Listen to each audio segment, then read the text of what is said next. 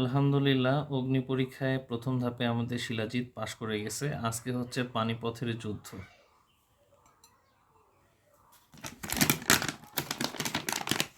শিলাজিৎ যদি খাঁটিও হয়, অনেক সময় শিলাজিতের মধ্যে বিভিন্ন রকমের উপাদান মিশিয়ে শিলাজিতের ওজনকে বাড়ানো হয়।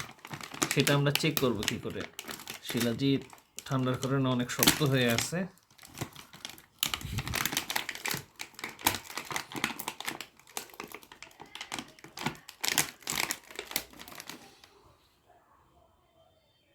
এই যে দেখতে পাচ্ছেন, এই যে শিলাজিৎটা, এই শিলাজিৎটা প্রথমে আমরা কুসুম গরম পানিতে দিব। মাশাআল্লাহ, শিলাজিৎ টান দিলে সুতার মতো করে লম্বা হয় আস্তে আস্তে। এটা হচ্ছে অরিজিনাল শিলাজিতের একটা লক্ষণ, আপনারা দেখতে পাচ্ছেন।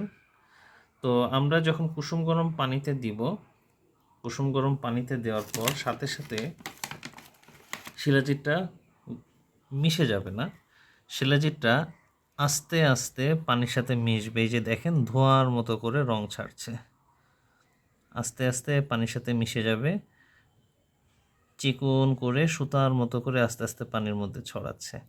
এবং তলানিতে কোনো কিছু জমা হবে না। তলানিতে যদি কোনো কিছু জমা হয়, আপনারা দেখতে পাচ্ছেন আস্তে আস্তে পানির কালারটা পরিবর্তন হচ্ছে, সেই ক্ষেত্রে সেটা কিন্তু আসলে আসল শিলাজিৎ না।